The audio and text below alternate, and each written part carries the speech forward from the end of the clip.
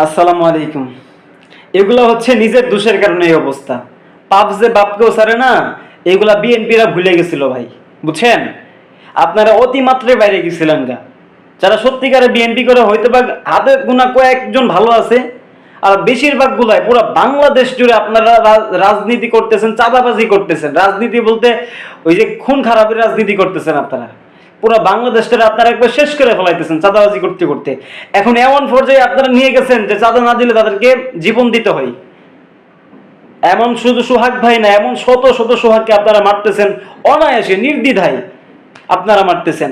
আর যদি চাঁদাবাজি করে দিতে পারে তাহলে তাদেরকে পুরস্কার করেন, আর যদি চাঁদাবাজি করে না দিতে পারে, ধরা খাইলে পরে আপনারা তাদেরকে বহিষ্কার করেন। বাস্তব কিনা সেটা আমার ভাইয়েরাই জানে, যারা ভিডিওটা আমার দেখে তারাই বলতে পারবে যে এগুলো কথা কি বাস্তব কিনা। তো আপনারা ভুলে গেছেন স্বৈরাচার 16টা বছর এই দেশটার মধ্যে স্বৈরাচারী করছে, কিন্তু কিছুই হয়েছে না। হঠাৎ করে মাঝপথে এমন একটা কথা বলছে, এক কথা বলার কারণে তাদের 16টা বছরে একদম দুর্নীতি করে করে যে ইয়া করছিল, বানাইছিল, 16টা বছরে যে তারা রাজপ্রাসাদ বানাইছিল, এক কথা বলার কারণে কিন্তু সব ধ্বংস হয়ে গেছে গা।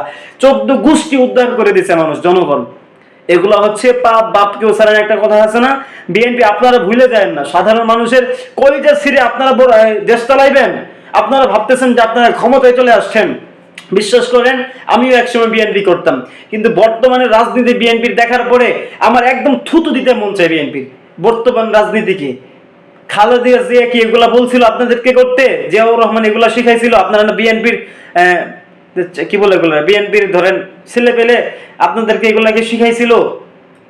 জিয়াউর রহমানকে এগুলা শিখাইছিল? এখন জিয়াউর রহমানরাও তো একদম বাস দিতেছে, তারপরে তারেক রহমানরাও তো এখন বাস দিতেছে। কেন দিতেছে? জনগণ আপনাদের ভুলের কারণে দিতেছে।